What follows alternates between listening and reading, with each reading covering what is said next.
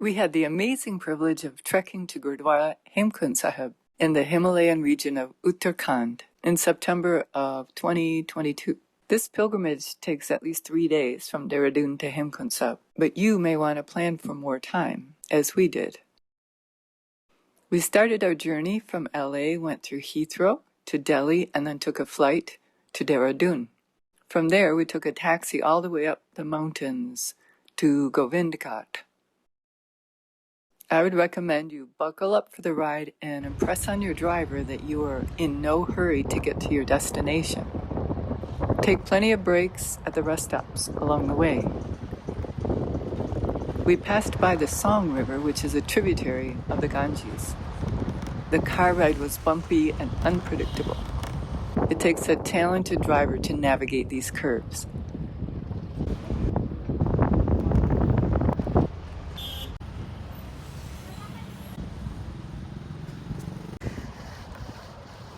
We stopped in Karanpayag at the bridge where the rivers Alaknanda and Pindar meet, all of which flow to the Ganges. There was a traffic jam there, so we got to observe the surrounding area before moving on again.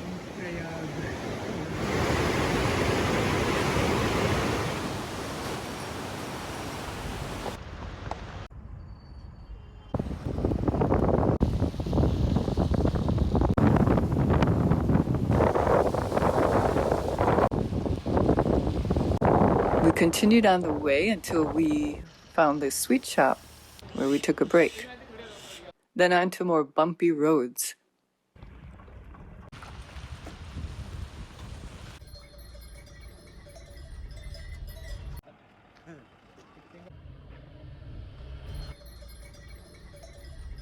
And finally, we reached our destination of Govindagat at the Ganga Resort Homely Stay, which is at the base of the roaring Alaknanda River, surrounded by beautiful mountains. It's in a gorgeous location owned and operated by the family who lives there. They grow an organic garden. As a guest, you can enjoy tasty home-cooked meals and a beautiful outdoor spa. The river roars constantly, reflecting the power of the mountains and the glaciers above.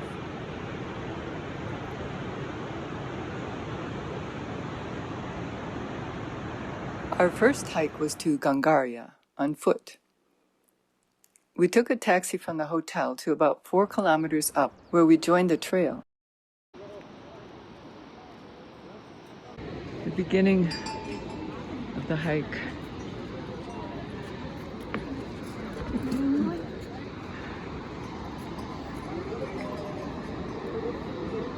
So one option is to take a horse. You could also hop onto a palanquin if you need to, carried by 4 men. The cicadas were gathered for a conference and were buzzing with conversation. The Alaknanda River? Alaknanda.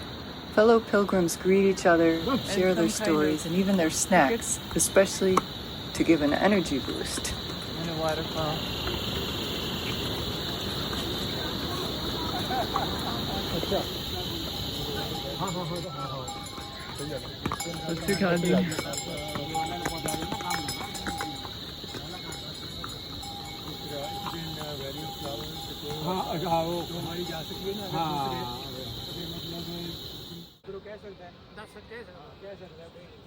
Here's a tomato plant growing out of a recycled water bottle.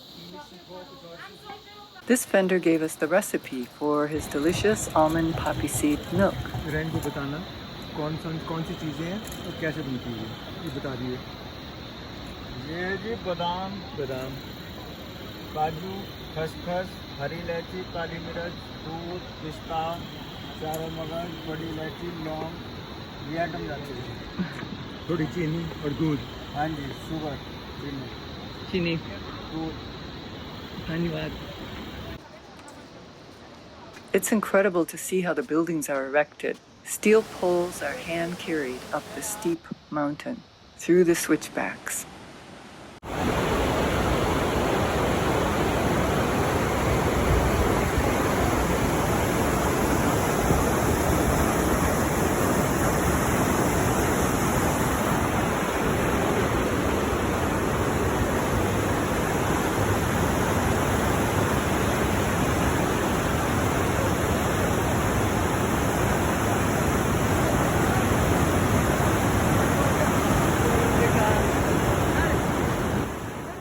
These bees make their homes jutting out of the cliff.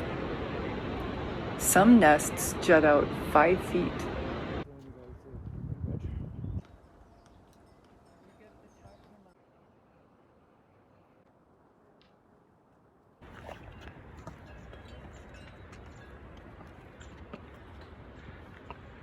Once you reach the Swiss camp, where the helipad is located, you know you're almost to Ghangaria. You get to see the unsaddled horses enjoying an unfettered roll in the grass.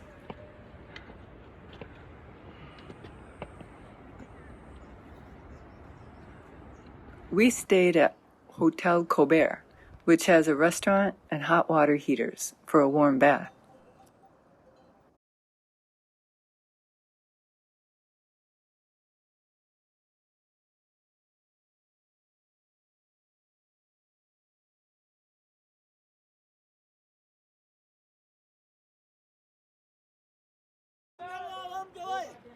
The next day we headed out to the Valley of Flowers.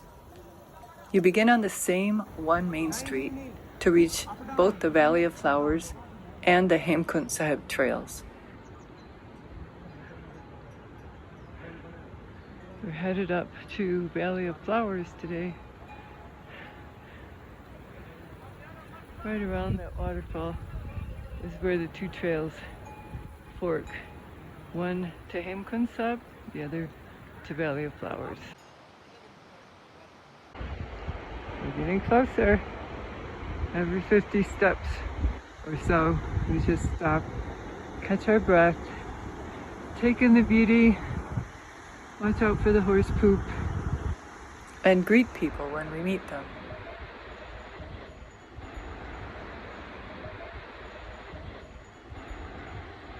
There's a checkpoint about a half a kilometer into the path where you register your name with the Forest Service. They make sure that everyone is exiting the park by 5 p.m. There are no services inside the park, so make sure you bring water, snacks, and your walking sticks. Come prepared, it's very rocky and hilly.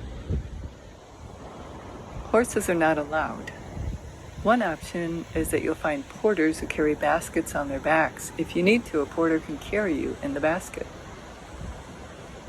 There are beautiful valleys and snow-capped mountains. You can spend several hours climbing and descending, but plan to be exiting the park by 5 p.m. We're among the evergreens now in the Valley of Flowers. Such a sweet smell. You hear the roar of the river, the song of the birds, the occasional helicopter, and we even thought we heard some kirtan bouncing off the mountainsides from Hemkunt Sahib.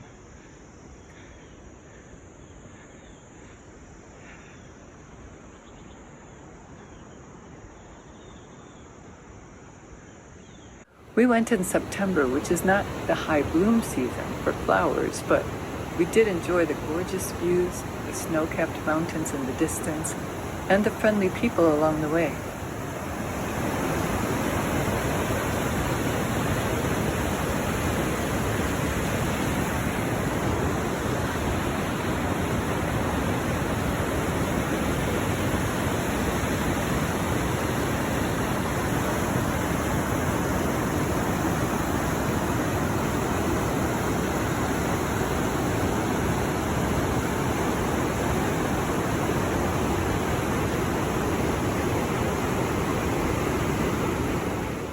We saw lots of small flowers, but we didn't encounter any animals. There's a variety of elevations. It's up to you when you decide to turn back. We found it most helpful to bring 2 walking sticks to help navigate the rocky paths and the steep steps, and it was especially helpful on the descent.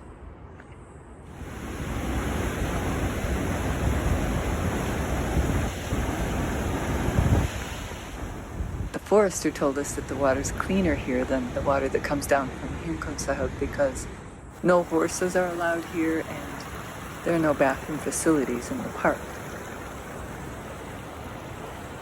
Those 2 walking sticks really came in handy on our way down. You can buy bamboo sticks in the town once you arrive. The next day we were ready to trek to Hemkunt Sahib.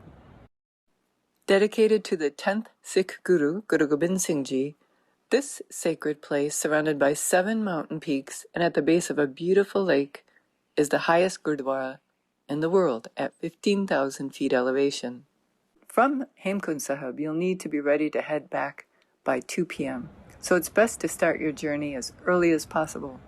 We take the same path from the town as the Valley of Flowers, and about 1 kilometer up near the first waterfall, the 2 paths diverge.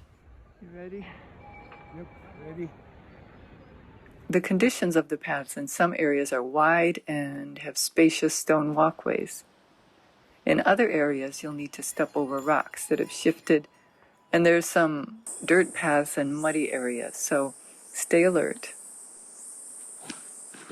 What's different from hiking the paths of the Valley of Flowers is that here you're sharing the path with horses. Stay aware of where they are. They all wear bells alerting you to their presence. You can't always predict which way they'll pass you. One tip is to use your stick to tap it repeatedly on the stone as the horse approaches. This helps them avoid coming too close to you. At this altitude, the air is thinner. Our plan was to take 20 or 30 or 40 steps at a time, then rest till our heart rate went down a bit. Sometimes we hiked for a minute and then rested. This way we didn't overtire ourselves. The views are spectacular. Some of the hillsides are carpeted with white flowers. Midway up it was sunny and clear. The greenery is soothing to the eyes and gives much needed oxygen.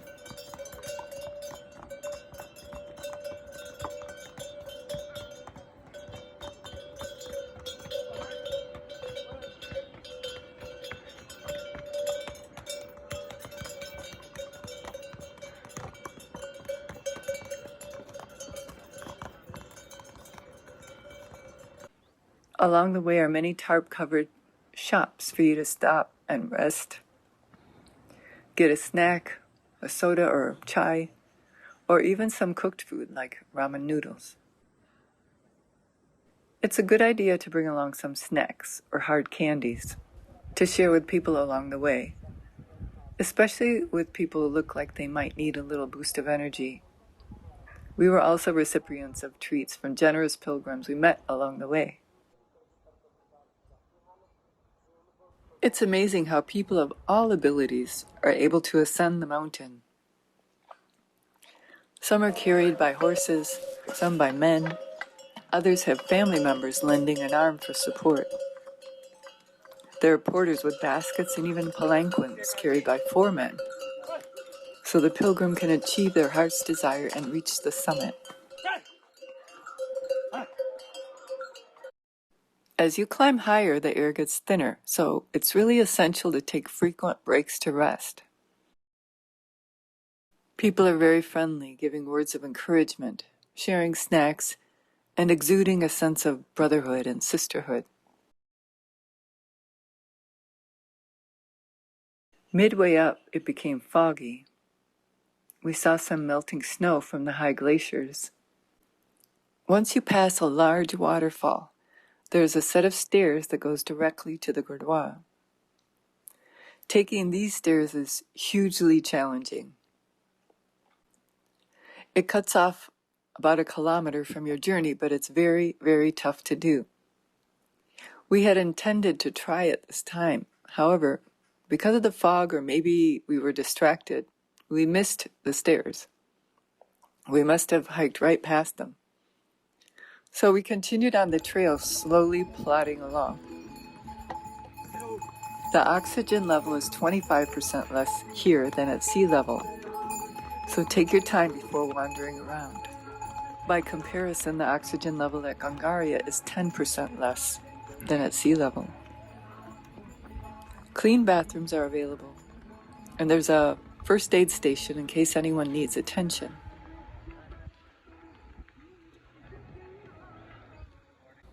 From a little more than halfway up, the wafting sounds of kirtan enter the atmosphere.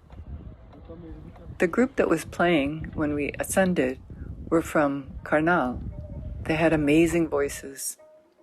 Generally, the jattas, the groups, visit for a week to sing and play kirtan every day.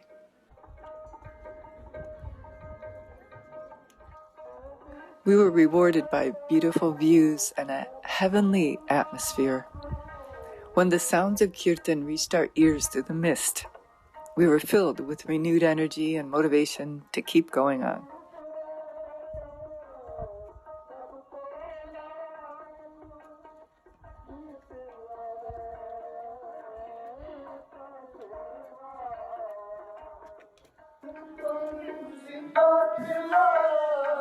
Once at the top, there's such a sense of relief and excitement.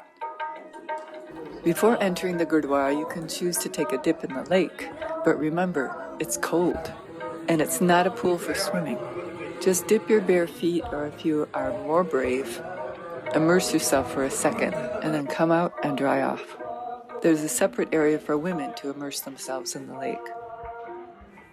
An amazing service at every Gurdwara is langar, the free community kitchen. Hemkunt Sahib offers khichdi, a perfect blend of rice and lentils, spiced to perfection. Just the right meal at 15,000 feet.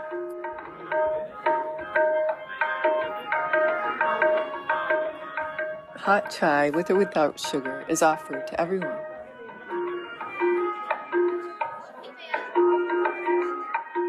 All the food and first aid services are provided free of cost.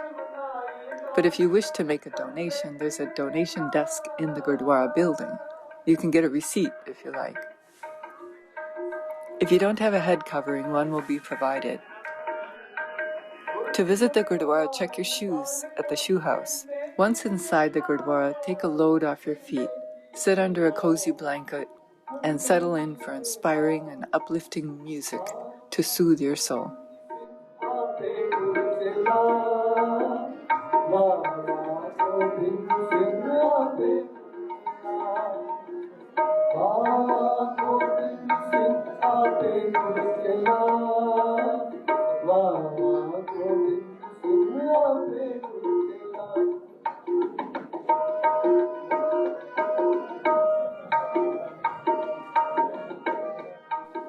Our return to Govindghat started out a bit rainy. We first visited the Gurdwara at Ghangaria, enjoying prasad, and then headed down the path. We purchased 2 walking sticks each since our other ones had disappeared. I'm amazed how individuals can do the trek wearing only flip-flops on their feet. I have nice tried-and-true hiking boots, which suit me just fine. But I did see a lot of people just wearing flip-flops. Because of the rains the night before, on our way down, the path was slippery in spots, and some areas of the path had rushing water flowing over it.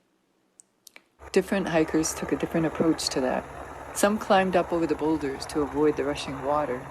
We decided to walk right through, barefoot. The cool water feels refreshing on the feet.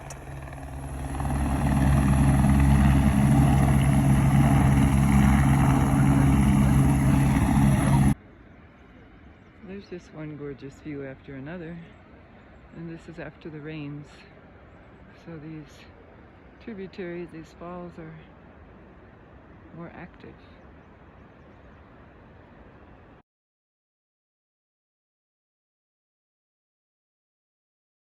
Here are the amazing beehives on the cliffs, those are black protrusions right across from the river. And we're on our way to Govindagat in Ghangaria. After the rains. This is where the 2 rivers meet. The Ghat and Lakshman. And there's snow way in the distance.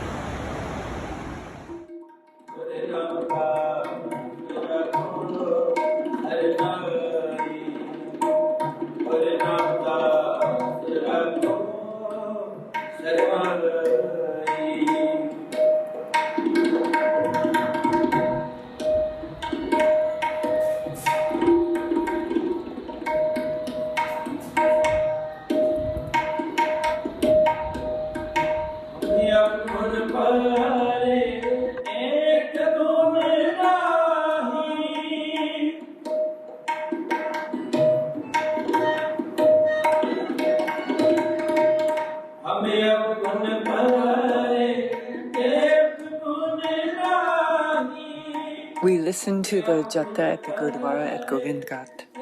This message from the Guru Gobind Singh Ji says, "Under the shelter of truth, sadness disappears. Comfort and peace enter."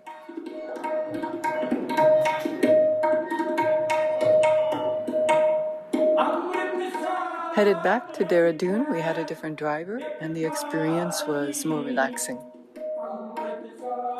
Once in Delhi, we visited the Gurdwara Bangla Sahib.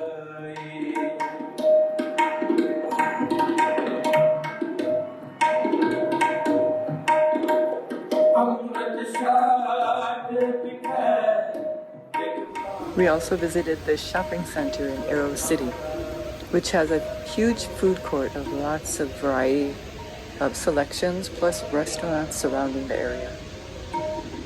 All in all, the trip was quite an adventure, and I would recommend it to anyone who would love to see the spectacular Gurdwara in the mountains.